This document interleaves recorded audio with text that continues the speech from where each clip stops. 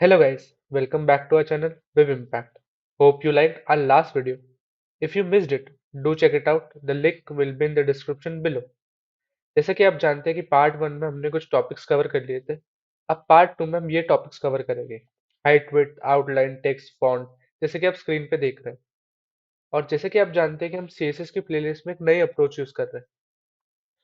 हम छोटे छोटे प्रोजेक्ट्स बनाएंगे जिससे आपको टॉपिक के बारे में एक बेटर अंडरस्टैंडिंग हो। तो जो हम पहले टॉपिक पे जंप करते हैं, जो है हाइट एंड विड्थ। जो पहला टॉपिक है वो है CSS height and width. Height and width एक एलिमेंट की बेसिकली हाइट और विड्थ, जिसे नेम से आप समझ रहे हो, वो ही डिफाइन करता है। इसके अंदर जो वैल्यू आती है वो बहुत अलग अलग टाइप की हो सकती है। जैसे कि आप स्क्रीन पे देख सकते हो कि ऑटो हो सकती है, वो लेंथ हो सकती है, परसेंटेज हो सकती है। बेटर अंडरस्टैंडिंग के लिए हम डायरेक्टली कोड में जाके देखेंगे कि वो कैसे वर्क करती है।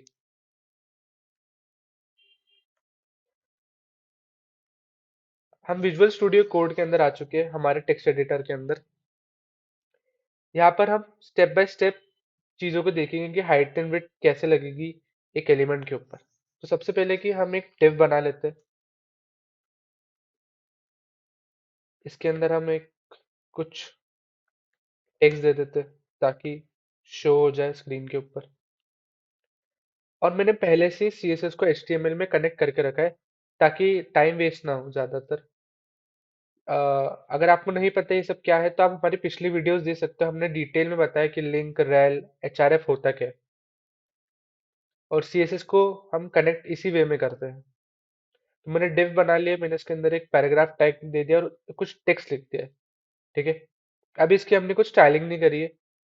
हम जैसे जैसे वीडियो में आगे बढ़ेंगे हम धीरे धीरे स्टाइलिंग ऐड करेंगे। जैसे कि अगर हम मैं इसको लाइव सर्वर पे देखूँ तो हमको कुछ एक आउटपुट दिखेगा। जैसे कि अभी तो हमको सिर्फ एक हेलो टेक्स्ट दिख रहा है आउटपुट में। अब हम चाहते हैं कि इसको एक हाइट एंड विड्थ मिले, तो हम टेक्स्ट एडिटर के अंदर आते हैं और स्टाइलिंग करते हैं।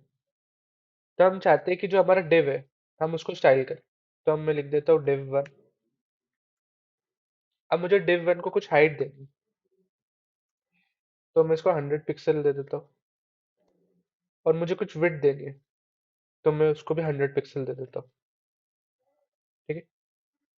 और मैं एक बैकग्राउंड कलर दे देता हूँ ताकि आपको पता चल जाए कि वो डिव की हाइट कितनी बड़ी है। इसको सेव करते हैं, इसका आउटपुट देखते हैं।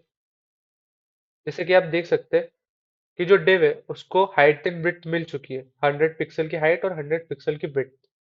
अगर आपको इसको चेक करना है कि ये एग्जैक्टली 100 पिक्सल है कि नहीं, तो आप इसको इंस्पेक्ट कर सकते हो। जब आप इंस्पेक्ट करोगे और आप इस पे हवर करोगे, तो आप जैसे देख सकते हो कि यहाँ पर डिव 100x100 है, मतलब इसकी हाइट 100 है और इसकी विड्थ भी 100 है।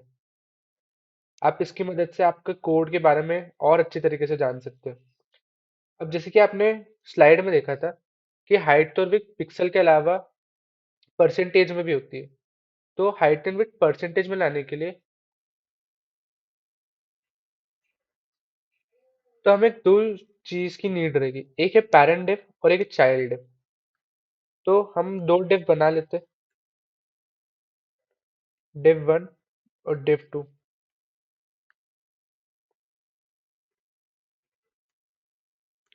तो div1 हमारा पेरेंट डिव है और div2 हमारा चाइल्ड डिव है। तो जब हम परसेंटेज का यूज करते हैं तो जो हमारा चाइल्ड डिव है वो हमारे पेरेंट डिव के हिसाब से हाइट एंड विड्थ ले लेता है। जैसे कि फॉर एग्जांपल हमारे जो पेरेंट डिव है उसकी 100 पिक्सल हाइट है और 100 पिक्सल विड्थ है। अगर हम div2 को हाइट परसेंटेज के हिसाब से देना चाहे और मैंने कहा कि उसको 50% विड्थ मिल जाए और 50% हाइट मिल जाए, तो इससे ये पता चलेगा। जिसको बैकग्राउंड कलर भी दे देते एक, ताकि बेटर अंडरस्टैंडिंग रहे। अब ये जो हाइट एंड विड्थ है ये div1 के रेफरेंस के हिसाब से रहेगी। 50% of div1 height basically 50% of 100%, basically 50 pixels हो जाएगा वो। तो जब आप इसको देखते हैं तो आप देख सकते हैं एक रेड कलर का बॉक्स आ गया जिसकी हाइट एंड विड्थ 50 पिक्सल्स है, क्योंकि जो उसका पेरेंट डिव था जो ब्लू कलर में, उसकी height and width 100 pixel height and 100 pixel width थी। तो इससे ये पता चलता है कि हम परसेंटेज में भी दे सकते हैं, हम पिक्सल्स में भी देख सकते हैं। और एक और प्रॉपर्टी है, एक और वैल्यू है, जो है ऑटो। ऑटो बेसिकली वो डिफाइन करता है कि ब्राउजर उसको हाइट एंड विड्थ दे। ठीक है। ऑटो वैल्यू को और अच्छे से समझने के लिए हम इसको प्रैक्टिकली यूज करके देखते हैं। तो हमें ऑटो प्रॉपर्टी यूज करने के लिए हम एक div लेते हैं ताकि सिंपली आपको समझ में आ जाए, और इस div 2 को हटा देते हैं क्योंकि हमने इसको रिमूव कर दिया। ठीक है। अब div 1 के अंदर कुछ भी नहीं है। इसको सेव करूंगा और अगर हम इसका आउटपुट देखें तो अभी हमको कुछ आउटपुट नहीं दिख रहा है क्योंकि हमारे पास कुछ कंटेंट शो करने के लिए नहीं है। अगर मैं इसके अंदर p टैग लिखूं हेलो और इन सबको सेव कर दूं, अगर अब मैं इसका आउटपुट देखूंगा तो हमें हेलो दिख रहा है और इसकी height and width already browser ने डिफाइन कर दी हेलो के हिसाब से। तो ऑटो प्रॉपर्टी को ऐसे भी यूज कर सकते हैं आप। सो जो हमारी अगली प्रॉपर्टी है वो है max width. Max width basically CSS की वो प्रॉपर्टी जिससे हम किसी भी एलिमेंट की एक मैक्सिमम विड्थ पहले से ही डिफाइन करके रख देते हैं। अगर मैं इसी डिव को विड्थ को हम हटा देते, ऑटो से हटा देते और इसकी मैक्स विड्थ दे देते। मैक्स विड्थ हम दे देते 800 पिक्सल्स, और इसकी हाइट भी हम कुछ दे देते, ऑटो नहीं रखते। इसकी हाइट हम दे देते 500 पिक्सल्स। ठीक है। अब इसका मार्जिन हम डिफाइन कर लेते हैं ताकि आपको समझ में आ जाए कि कैसे वर्क कर रहा है। मार्जिन हम दे देते ऑटो। अगर अब हम इसका आउटपुट देखें तो हमें एक डिव मिल रहा है जिसको हम एक मैक्सिमम विड्थ डिफाइन करती है। सो मैक्स विड्थ के बाद जो हमारी नेक्स्ट प्रॉपर्टी है वो है सीएसएस की आउटलाइन। सीएसएस के आउटलाइन प्रॉपर्टीज में भी कुछ सब प्रॉपर्टीज है जैसे कि सीएसएस की outline style, colour, width and offset. Outline नाम से पता चल रहा है कि आउटसाइड एक आउटलाइन बना देती है ताकि जो एलिमेंट है वो स्टैंड आउट कर सके। कोड में चलते डायरेक्टली हम इस डिव को ऐसे ही रहने देते हैं, बस इसके हाइट एंड विड्थ थोड़ी सी चेंज कर देते हैं ताकि आपको बेटर अंडरस्टैंडिंग के लिए रहे। मैंने 500 पिक्सल की हाइट एंड विड्थ दे दी। अब हमें आउटलाइन चाहिए तो हमें आउटलाइन प्रॉपर्टी लिखनी पड़ेगी। अब मुझे आउटलाइन में क्या चाहिए, पहले मुझे चाहिए कि उसका कलर चेंज हो जाए। अभी मैं चाहता हूँ कि वो रेड हो जाए। अब किस तरह की आउटलाइन चाहिए, मतलब आउटलाइन का स्टाइल क्या होना चाहिए। तो आउटलाइन स्टाइल पे जाऊंगा मैं, यहाँ पर बहुत सारी प्रॉपर्टी रहती है आउटलाइन की। आप कुछ भी यूज कर सकते हैं, अभी मैं डॉटेड यूज कर रहा हूँ। सो ये रहा हमारा आउटपुट। तो जैसे कि आप देख रहे हैं कि हमारा जो डिव है उसके आउटसाइड एक आउटलाइन आ गई है रेड कलर की, वो भी डॉटेड स्टाइल में। इससे आपको ये समझ में आ रहा होगा कि हम आउटलाइन को कैसे यूज कर सकते हैं। सीएसएस की एक और प्रॉपर्टी रहती है आउटलाइन विड्थ। तो ये जो आउटलाइन देख रहे हैं हम इसकी विड्थ भी चेंज कर सकते हैं। वो हम आउटलाइन विड्थ प्रॉपर्टी की मदद से करते हैं। आउटलाइन विड्थ, अभी मैं चाहता हूँ कि इसकी विड्थ हो जाए 10 पिक्सल्स।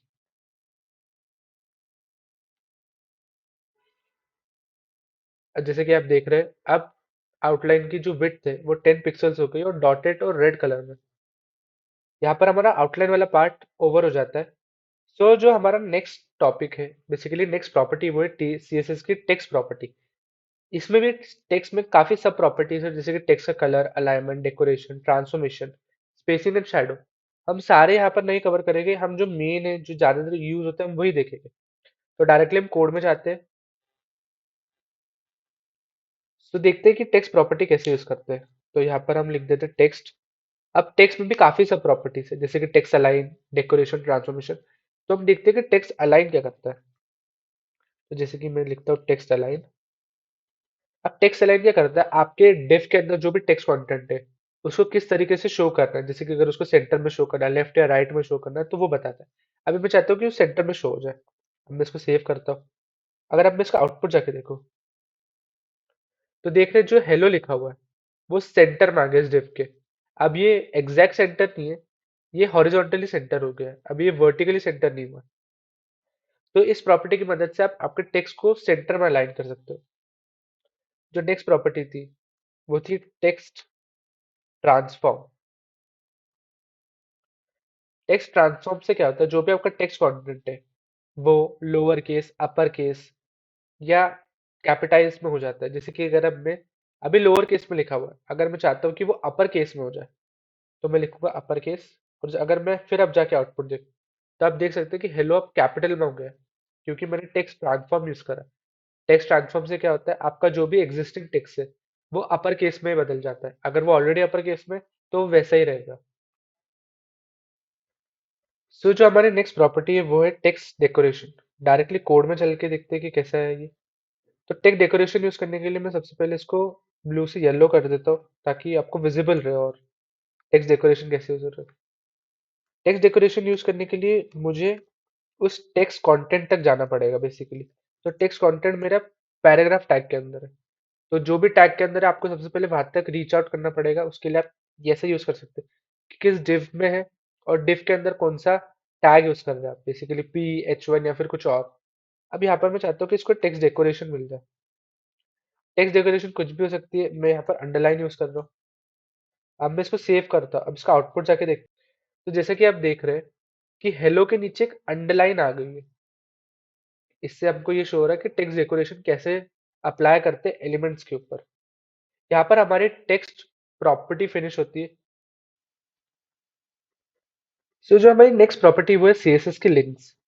सीएसएस की लिंक्स बेसिकली 4 स्टेट्स में रहती है। अगर आपने लिंक्स कॉन्सेप्ट नहीं पढ़ा तो आप हमारी एचटीएमएल की प्लेलिस्ट जाके देख सकते हैं। वहां पर हमने लिंक्स को इन डेप्थ बताया कि लिंक्स क्या होती है, उसको कैसे यूज करते हैं आपकी वेबसाइट के अंदर। अब देखते हैं कि इसके अंदर आप सीएसएस कैसे यूज कर सकते हैं और जो 4 स्टेट है उसका मतलब क्या है। सो हमें पी टैग की जरूरत नहीं है अभी, तो मैं इसको हटा देता हूँ। अब मुझे लिंक्स काम कर रहे तो हमें एंकर टैग के साथ काम करना पड़ेगा, तो एंकर टैग हम यूज करते हैं। अब हमें इसके अंदर एचरेफ भी देना पड़ेगा, एचरेफ, ताकि हम एक लिंक डाल सके। इसका कुछ टेक्स्ट दे देता हूँ, दिस इज लिंक करके। इसको थोड़ा सा स्टाइल प्रोवाइड कर देते हैं जो हमने पढ़ी। इस पी की स्टाइलिंग हटा देते हैं। अब हमने जो स्टाइल चाहिए वो दे देते हैं। तो ए। अब हम सबसे पहले प्रॉपर्टी देखते हैं हॉवर। हॉवर करने पे क्या होना चाहिए लिंक के साथ, तो मैं इसको कलर दे देता हूँ रेड। ठीक है। एक्टिव दे देता हूँ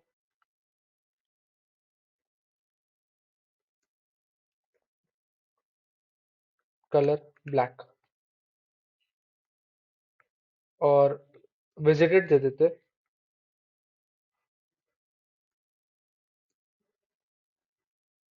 कलर ग्रीन। एक सेकेंड, ग्रीन। सो जैसे कि आप आउटपुट में देख रहे हैं, मैं हवर कर रहा हूँ लेकिन कुछ चेंज नहीं हो रहा। ये तो ऑलरेडी ग्रीन कलर में है। तो इसलिए यहाँ पर एक बहुत इंपॉर्टेंट चीज ध्यान रखनी। जब भी आप ए के अंदर प्रॉपर्टीज दे और आप विजिटेड एक्टिव या होवर यूज करें, तो आपको होवर कंडीशन तब लगानी है जब वो विजिट ना हुई। अभी ये लिंक ऑलरेडी विजिट कर चुके हैं हम एक बार क्लिक करके। जैसे मैं यहाँ से विजिट हटा देता हूँ और सेव करता हूँ, अब जाके आउटपुट देखता हूँ। अगर आप मैं फिर देखता हूँ, तो देखिए होवर करने पे दिस इज लिंक पे रेड कलर आ रहा है। और जैसे मैं इस पे क्लिक करता हूँ, तो वो ब्लैक हो गई। अब मैं वापस होवर करता हूँ तो वापस रेड हो गई। ऐसे hover, visited और एक्टिव वर्क करते हैं। सो जो हमारा नेक्स्ट टॉपिक है वो है सीएसएस की लिस्ट। लिस्ट हमने पहले भी पढ़ी है एचटीएमएल की प्लेलिस्ट के अंदर। यहाँ पर हम जानेंगे कि उस लिस्ट को कैसे स्टाइल कर सकते हैं, मतलब कलर, उसके अंदर हम कैसे स्टाइल ऐड कर सकते हैं, कैसे कलर ऐड कर सकते हैं बैकग्राउंड में। वो सब हम देख सकते हैं। अगर आपने एचटीएमएल की प्लेलिस्ट के अंदर लिस्ट नहीं पढ़ा, तो पहले आप वो पढ़ के आइए, वो बहुत जरूरी है लिस्ट पढ़ने के लिए। तो डायरेक्टली कोड में जाके देखते हैं। हमने हवर वगैरह हम सब ने पढ़ चुके हैं, तो हम इसको हटा देते हैं और बैकग्राउंड कलर कुछ ब्लैक दे देते हैं। इसको सबको ऐसे ही रहने देते हैं। हम यहाँ पर कुछ चेंजेस कर देते हैं। हमने ये पढ़ लिया तो हम इसको हटा देते हैं।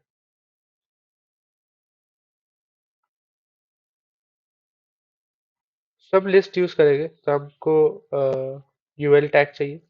अभी हम अनऑर्डर्ड लिस्ट का यूज कर रहे हैं और हमें एल भी चाहिए, तो मैं शॉर्ट की यूज करूंगा, Li×3। तो हमारे पास 3 एल आ जाएंगे। ये बेसिकली शॉर्ट कीज है ताकि हम फास्टर काम कर सके। तो एक लिस्ट के अंदर 1, फिर 3, फिर 2। बेसिकली कुछ आइटम दे रहा हूँ मैं अभी आपको समझाने के लिए। इसको सेव करते और इसका आउटपुट देखते हैं। तो अभी आउटपुट कुछ नहीं दिख रहा है क्योंकि बैकग्राउंड ब्लैक है, हमने और टेक्स्ट का कलर भी ब्लैक ही रहता है। तो अभी हम इसको थोड़ी सी स्टाइलिंग दे देते हैं। बेसिकली जो कलर है हमारा, उसको मैं दे देता हूँ वाइट, ताकि विजिबल रहे स्क्रीन के ऊपर। मैं सेव करता हूँ, मैं आउटपुट देखता हूँ। तो हमारे पास लिस्ट आ गई है 1 3 और 2 करके। ये अनऑर्डर्ड लिस्ट है, तभी इसके ऊपर नंबरिंग नहीं है। अब मैं इसके अंदर अलग अलग टाइप की प्रॉपर्टीज यूज करूंगा। तो मेरे पास एल आई है। अब मुझे एल आई के अंदर स्टाइलिंग ऐड करनी है। तो सबसे पहली स्टाइलिंग रहती है इसके अंदर, वो रहती है list style. List style type, अब मुझे टाइप कैसे चाहिए? सर्कल, डेसिमल, या फिर लोअर रोमन, स्क्वायर। तो मैं स्क्वायर यूज कर रहा हूँ। अब देख सकते हैं कि जो लिस्ट के जो डॉट्स थे वो स्क्वायर में हो गए। इसका मतलब ये है कि हम लिस्ट की स्टाइलिंग ऐसे चेंज कर सकते हैं। हम इसको और दूसरा भी दे सकते हैं कुछ, जैसे कि सर्कल था पहले, तो हम सर्कल ही रख देते। तो हम देखेंगे तो ये सर्कल हो गए। पहले वो फिल डॉट्स थे, अब ये हॉलो डॉट्स हो गए। इसी तरीके से हम इसका कलर भी डिफाइन कर सकते हैं। कलर दे देता हूँ मैं इसको ब्लू। तो मैंने ब्लू दिया। अब आप देख सकते हैं लिस्ट के जो आइटम्स है 1 2 3, और ये जो डॉट्स है वो भी ब्लू कलर में हो गए। ये ब्लू से हटा के हम येलो दे देते ताकि और विजिबल रहे। जैसे मैं येलो दे रहा हूँ तो अब काफी विजिबल है 1 3 और 2। इसी तरीके से हम और भी स्टाइलिंग ऐड कर सकते हैं एक लिस्ट के अंदर। हम बैकग्राउंड कलर भी दे सकते हैं एक लिस्ट का। जैसे कि अगर मैं बैकग्राउंड कलर में दे देता हूँ ऑरेंज, और सेव करता हूँ। अभी आप देख सकते हैं कि लिस्ट को एक बैकग्राउंड कलर भी मिल गया है, ऑरेंज कलर का। और लिस्ट के आइटम येलो कलर के थे ही। तो इसी तरीके से आप लिस्ट को और स्टाइलिंग ऐड कर सकते हो। ये सब आपकी क्रिएटिविटी के ऊपर है कि आप कैसे लिस्ट के आइटम्स के अंदर स्टाइलिंग दे सकते हैं। तो जो नेक्स्ट प्रॉपर्टी हमारी सब प्रॉपर्टी, वो है लिस्ट की पोजीशन। इसके लिए हमको दो लिस्ट चाहिए ताकि बेटर अंडरस्टैंड हो।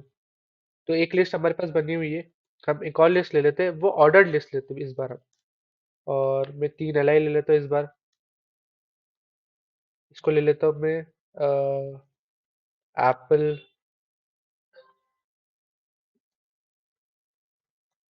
बनाना, मैंगो। इसको सेव करते हैं। तो हमारे पास दो लिस्ट है, एक ऑर्डर्ड और एक अनऑर्डर्ड।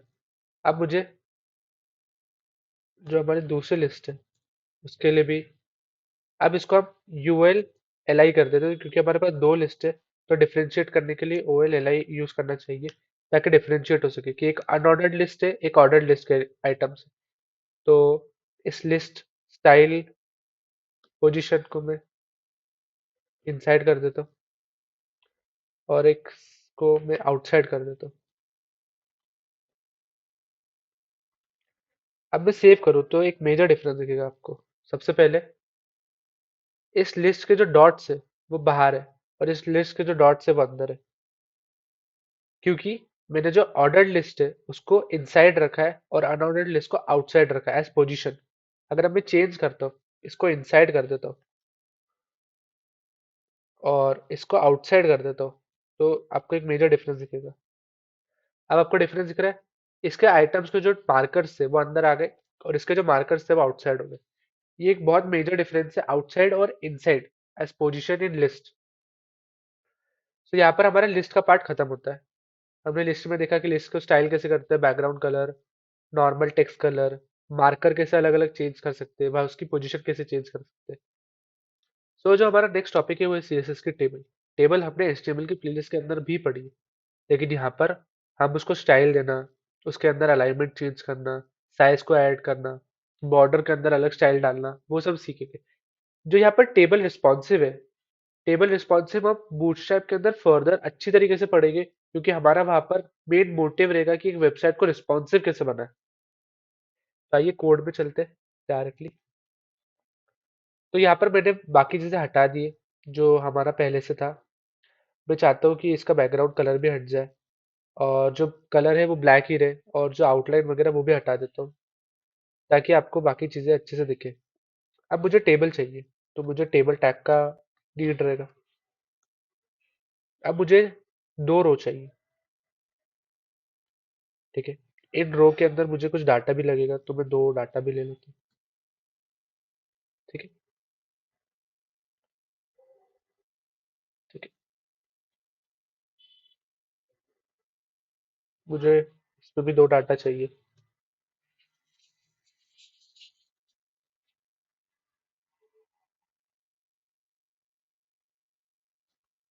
इसके अंदर आप कुछ भी लिख सकते हैं। अभी मुझे आपको समझाने के लिए सिर्फ सैम्पल डाटा लिख रहा हूँ।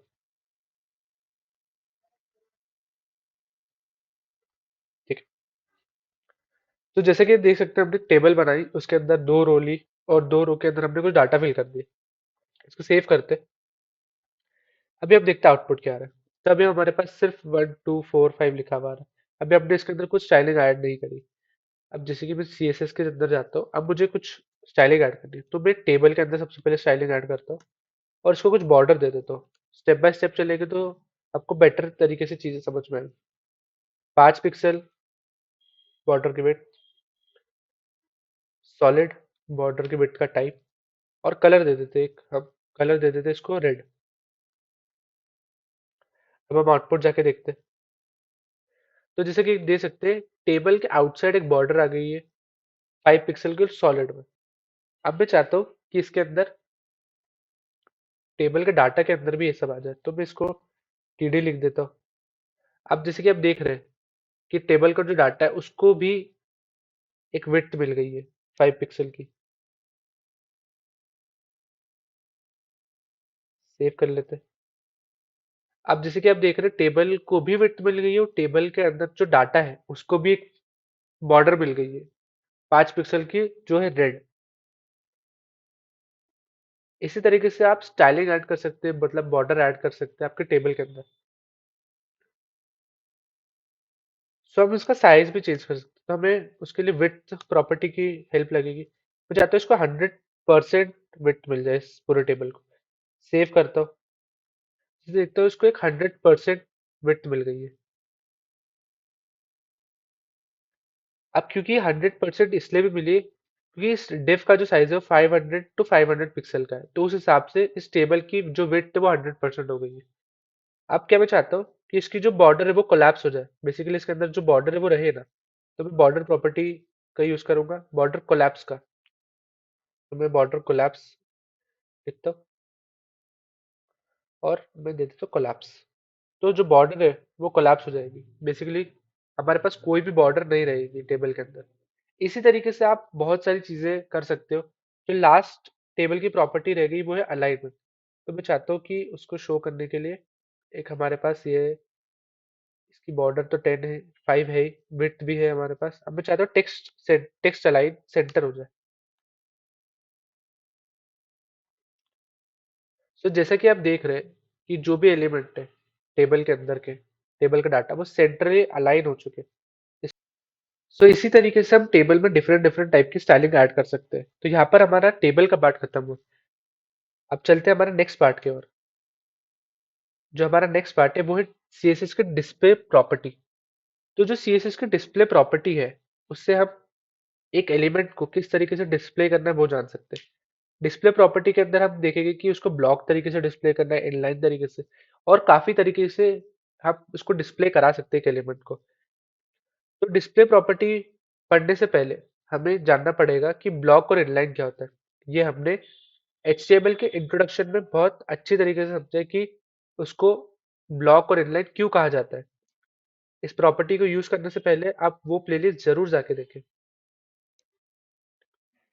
इस प्रॉपर्टी को अच्छे से समझने के लिए अब डायरेक्टली हम कोड पे जंप करते हैं। मैं इस टेबल की स्टाइलिंग हटा देता हूँ क्योंकि मुझे इसकी अभी नीड नहीं है, और मैं ये टेबल का कंटेंट भी हटा देता हूँ क्योंकि मुझे इसकी नीड नहीं है। अब मुझे चाहिए एक लिस्ट। आपको लिस्ट से बहुत अच्छे तरीके से समझ पाएगा कि हो क्या रहा है।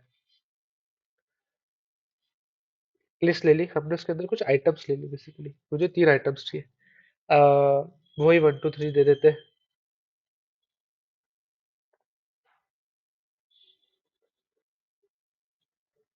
सो अभी हमारे पास LI ले लिया हमने। अब मैं चाहता हूँ कि इसको किस तरीके का डिस्प्ले दूं इस लिस्ट को। तो हमारे पास बहुत सारे डिस्प्ले प्रॉपर्टी रहती है, block, flex, grid, inline, inline block. तो अभी आप ब्लॉक और इनलाइन ही देखेंगे। इसकी बाकी प्रॉपर्टी जैसे कि फ्लेक्स, ग्रिड जो बहुत ही इंपॉर्टेंट है, वो हम एक सेपरेट वीडियो में कवर करेंगे, फ्लेक्स और ग्रिड को।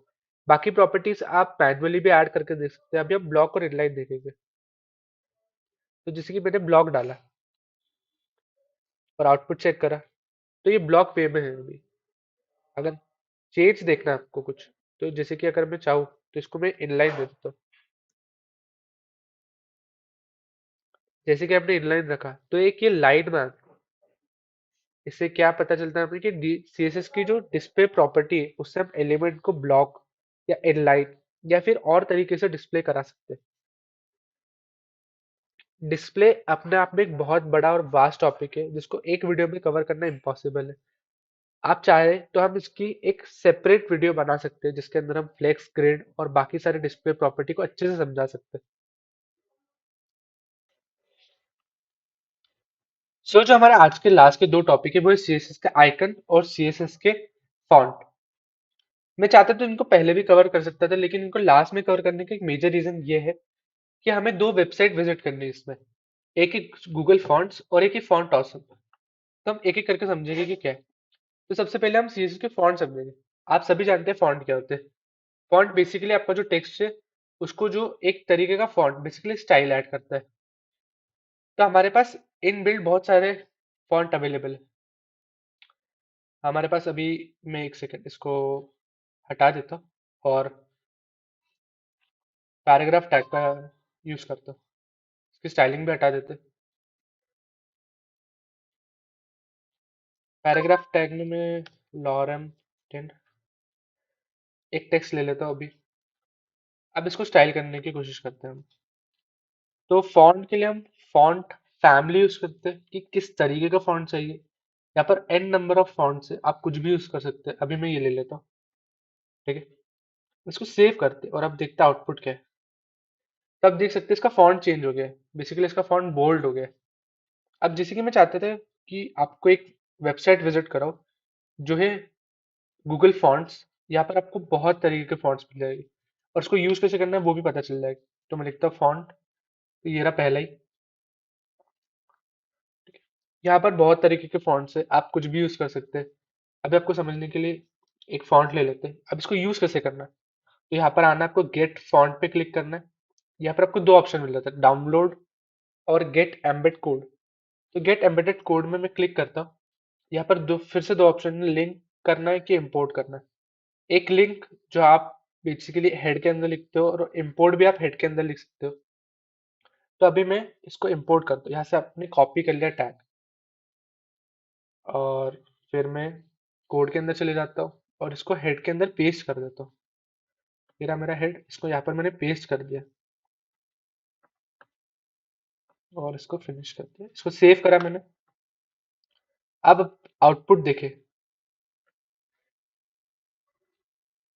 अभी आउटपुट नहीं आएगा क्योंकि मैंने फॉन्ट फैमिली के अंदर ऑलरेडी एक फॉन्ट दे रखा है। पहले हमें उसको हटाना पड़ेगा, तभी जाके ये वर्क करेगा। मैंने इसको हटाया और मैंने लिख दिया रोबोटो क्योंकि उस फॉन्ट का नाम रोबोटो था।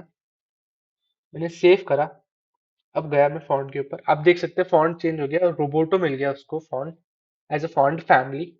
तो आप गूगल फॉन्ट की मदद से बहुत अलग अलग तरीके के फॉन्ट आप यूज कर सकते हो आपकी वेबसाइट के लिए।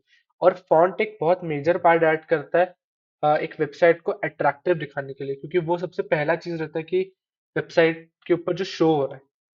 तो आप गूगल फॉन्ट की मदद से बहुत अलग अलग तरीके के फॉन्ट ऐड कर सकते हो। यहाँ पर हमारा फॉन्ट खत्म हो चुका है। आप फॉन्ट साइज भी देख सकते हो, वो सेम हाइट और विड्थ की तरह ही है कि फॉन्ट आप किस तरीके से देना चाहे। जो हमारा नेक्स्ट टॉपिक है वो है सीएसएस के आइकन्स। जैसे कि आप देख सकते हैं स्क्रीन के ऊपर फेसबुक, इंस्टाग्राम के आइकन जो आप एक वेबसाइट के ऊपर देखते हो वो कैसे लाते हैं। तो आइकन के लिए हमें बहुत सारी वेबसाइट है, तो एक बहुत अच्छी वेबसाइट है फॉन्ट ऑसम आइकन करके, हम उसका यूज करेंगे।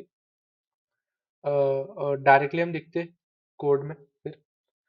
तो इसको हटा देते हैं। अब हम जो जा रहे हैं वो है फॉन्ट ऑसम करके वेबसाइट है। ये रही वो वेबसाइट, इस पे क्लिक करना है। यहाँ पर आपको एक आपका अकाउंट बनाना पड़ेगा।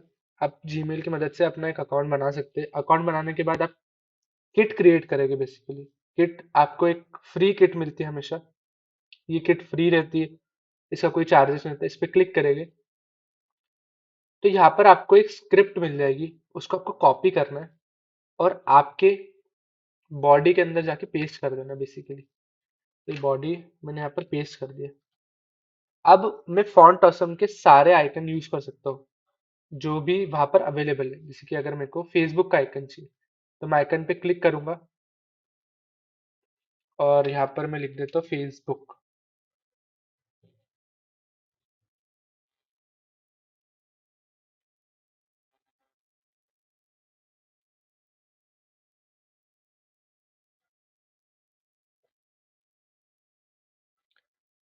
सो यहाँ पर एन नंबर ऑफ फेसबुक के आइकन्स आ गए। आपको जो पसंद है वो तो मैं ये ले लेता हूँ।